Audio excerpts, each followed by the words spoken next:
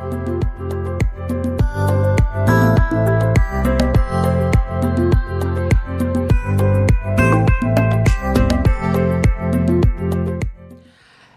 guys, welcome back to my YouTube channel.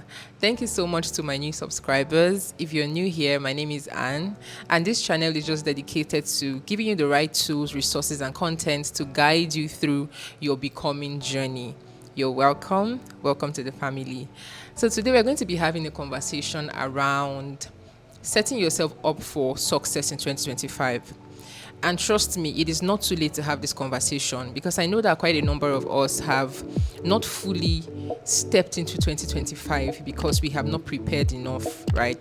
And there is no such thing as preparing too much, I believe. And that is why I'm filming this video now, to help you set the tone for a successful year. We still have 10 months and you have a lot of time to figure out whether or not or how you want the year to run or how you want the year to end eventually. This conversation is so important, and it's important not just because we want to have a successful 2025, but because we want to set the tone on a successful life in general.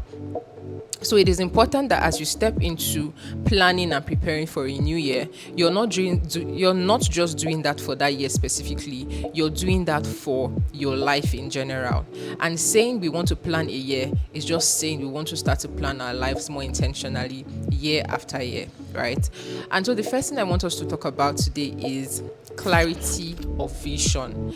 I know most times when we speak about vision, many people roll their eyes like, what are we talking about? Vision again, vision this and vision that.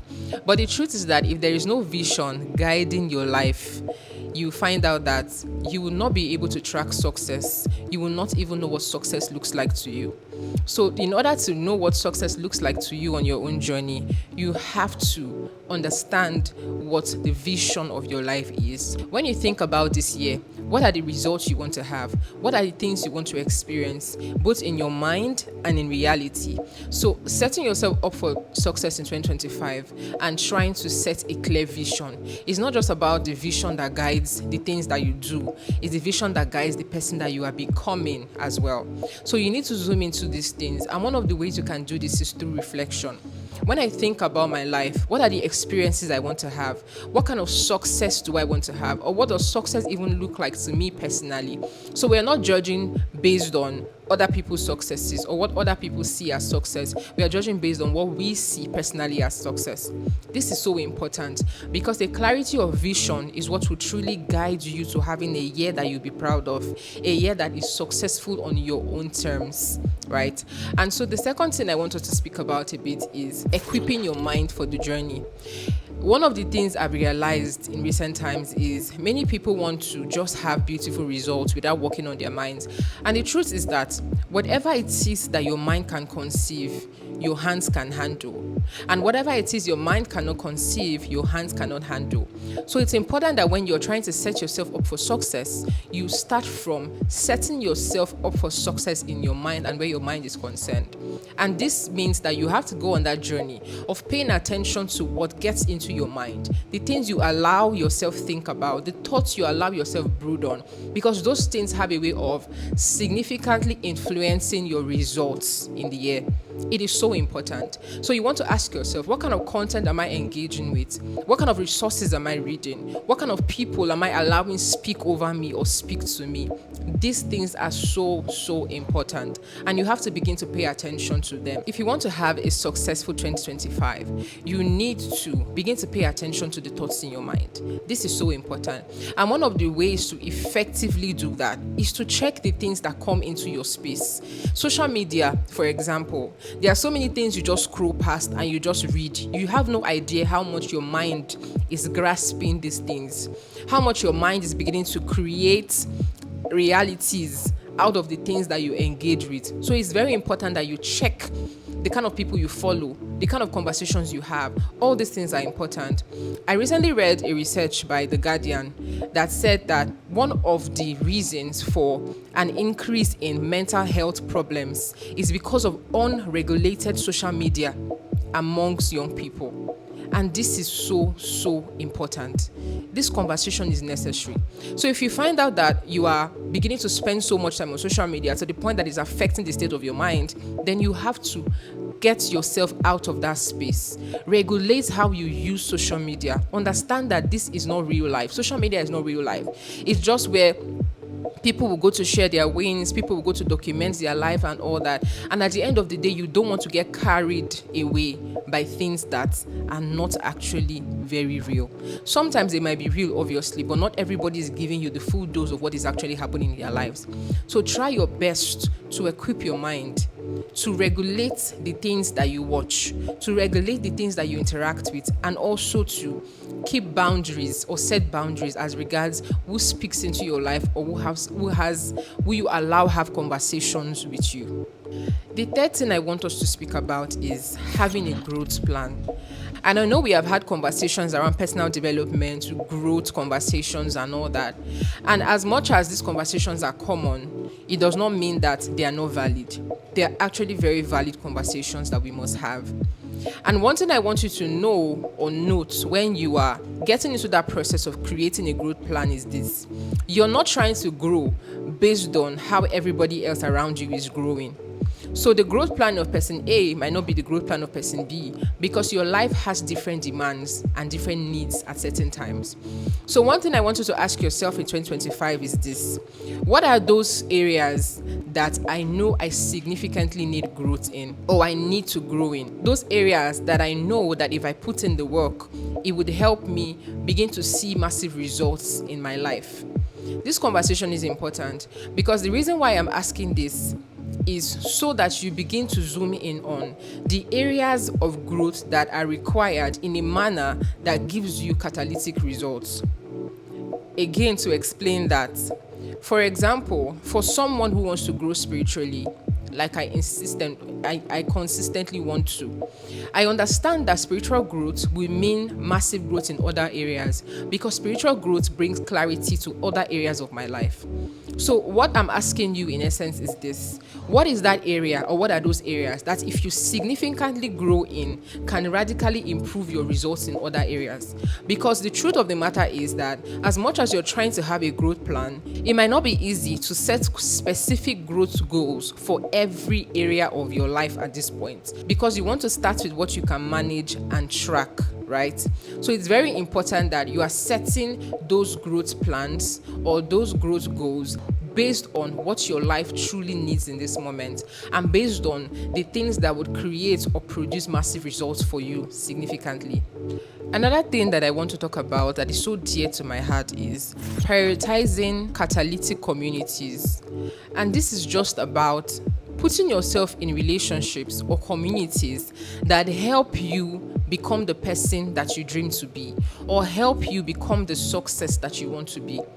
One thing I've realized in my life in the past 4 or 5 years is that the communities that I joined or became a part of became a significant part of my growth. And most of my growth testimonies were tied to those communities. So you want to begin to pay attention to the kind of communities you step into. For some people, I have realized is that they need hand-holding.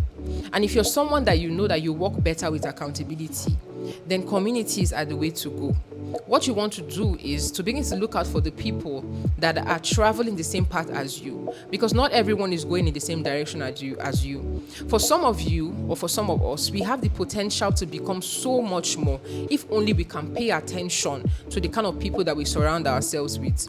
Success is possible, but it matters the people that you surround yourself with. And just because we are having these conversations around communities, it's also important that you realize that your friendships are also communities. They might not be structured communities, but they are communities. Because for most persons, you have conversations with these people on a daily basis or on a weekly basis. And you have to understand that the people that constantly speak to you or speak into your life are rubbing off on you one way or the other. Have you ever realized that you can be friends with someone and after some time you start talking like them, you start behaving like them? These things are actually very normal. But the truth is that you want to go ahead and be proactive in a way that you understand what you need and you deliberately put yourself in friendships or relationships that will push you towards the destination that you are going and give you the success that you require in 2025. The next thing you want to do to properly set yourself up for success in 2025 is realize where your life is at and understand the things that you actually need in this season. Prioritize, because for many of us, we want to just put ourselves in situations where it's like we are on demand, so we do this and we do that, and we have like 1 million things that we are tied to, or 1 million things that we are doing at the same time. But the truth is that prioritizing is so important, because it will help you properly track where you are actually making success, or how you are actually making success or progress. So what you want to do here is ask yourself, what are the 3 core things that I would prioritize in 2025? Or what are the 4 core things or 5 core things? I will not go beyond 5, because you want to also be able to be committed and give these things your best. So ask yourself, what are the areas that I want to prioritize in 2025? What are the areas that I want to zoom in on? What are the things I want to give priority to? It's important that you do this so that you're not just all over the place, and at the end of the day, you're not creating any real value or making any real progress. So place your attention on the things that are important. Understand for yourself, what are the things that are important in my life, and what are the things I want to prioritize. For opportunities that you've stepped into that you know that are no longer serving you, this is the time to step out of those opportunities. 2025 is not a year where you want to accept opportunities or step into situations or relationships based on sentiments. This is not that year. In this year, you want to be intentional. And so it's important that you're not just taking every opportunity that comes your way. You're asking yourself, how is this opportunity, how is this relationship, how is this situation or experience tied to the person that I want to become by the end of this year? If you're able to successfully answer that question, you will find that some of the opportunities that you're trying to step into are really not for you. So priorities are what will save you. Setting boundaries and understanding that I cannot go beyond this level, or I cannot do this, or I cannot step into this opportunity is very important. Or I cannot be friends with certain people. And that is like a bonus point that I'm giving you. Boundaries, your ability to set boundaries will save you. Not everybody should have your attention.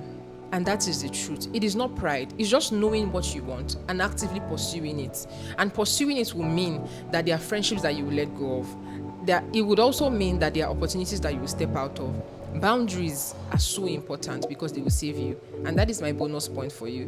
2025 is a very, very pivotal year for many people. There is sort of like a shift in a lot of areas and a lot of industries. And if you're sensitive enough, you would be able to make significant progress in 2025. But the most important question to you today is, what does success mean to you? And how can you set yourself up for that success in 2025? I hope that these points were valuable for you.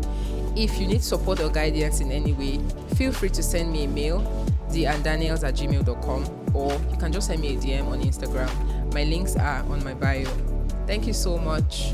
I look forward to celebrating your wins with you, and I look forward to a glorious 2025. Have a beautiful day. Bye.